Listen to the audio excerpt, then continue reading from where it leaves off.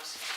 Just on from that, I was looking at your first Premier League game in charge was against Arsenal, was the famous 2-0.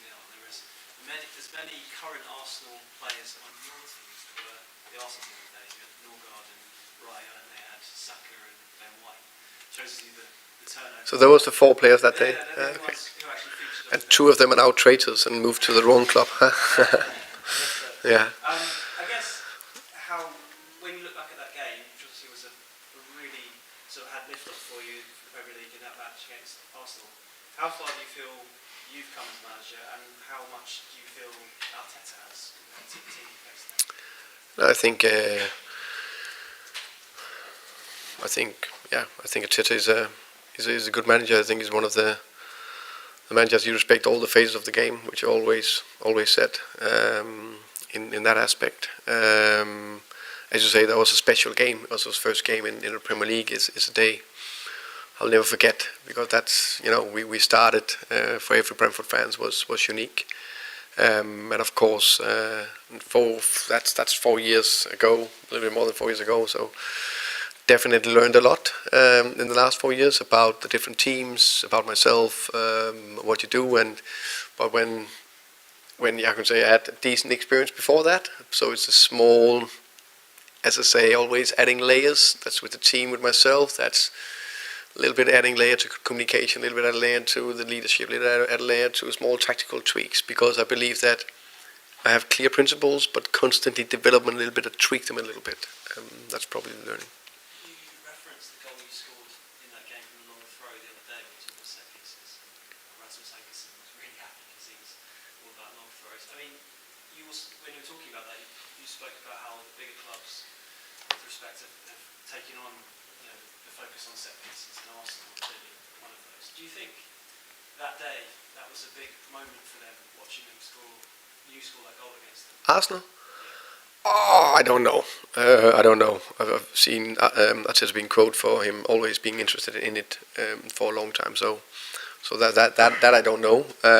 But I'm pretty sure that the bits we've done at Brentford inspired a lot of clubs to focus even more on set pieces. And it is quite interesting that this year I go from Brentford to Tottenham. The spike in focus on set pieces for all the teams, like even more especially in long throws, it's like crazy. It seems like everyone are very, very focused on it, which we should be. It's a third of our goals. So why not be very good in that phase and very good in high pressure, and we need to be good in many phases. And just lastly, 2 things. One, is Archie Gray actually able to play if he trained? Yeah, he should be able to play. Yeah. And for Kalibawani playing with a mask, what kind of challenge will that pose for him? Hopefully none.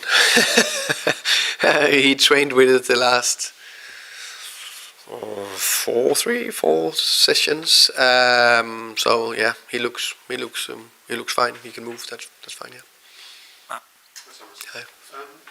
We talk about Arteta's time Arteta's had and him making Arsenal into challenges. When you talk about taking 4 years or whatever, he has also spent a ton of money. And it strikes me that the real turning point was when they spent 100 million on Declan Rice. It seemed to take them to a different level. Your predecessor, Ange, said that Tottenham, in his view, would never spend £100 million on a player. Obviously, it was a different setup then.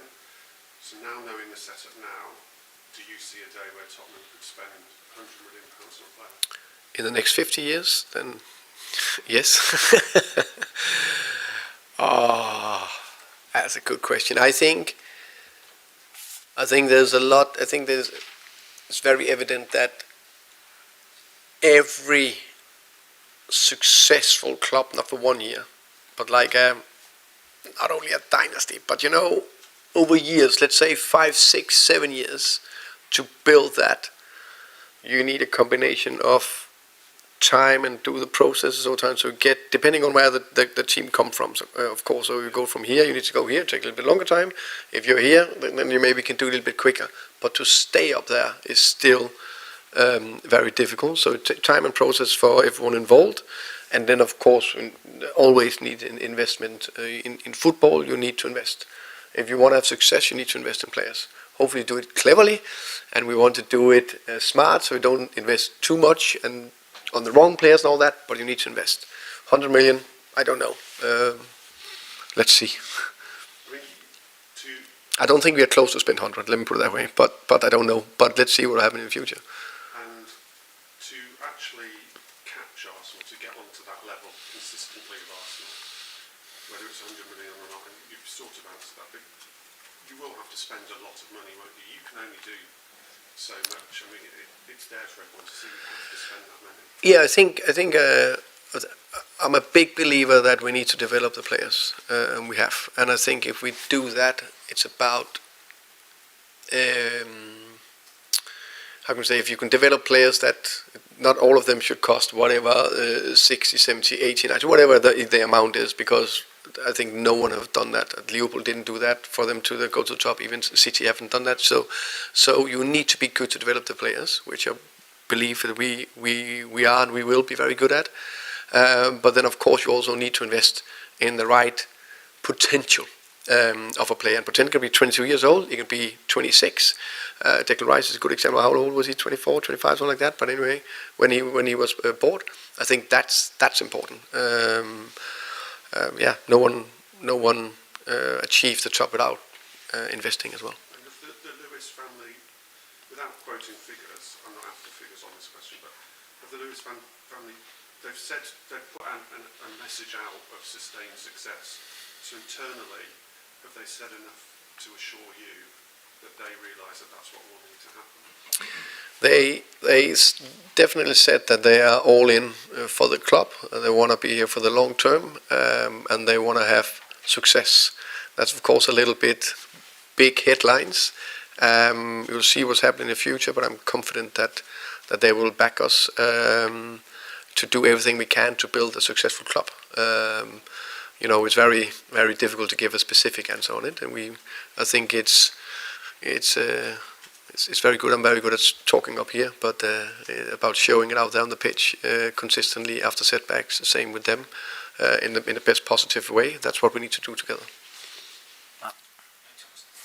Did you think you had Eze? Yeah. What? Sorry. Did you think you had Eze? Who's Eze? Eze.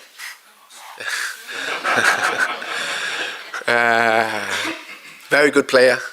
He plays for Arsenal, a team we want to beat on Sunday.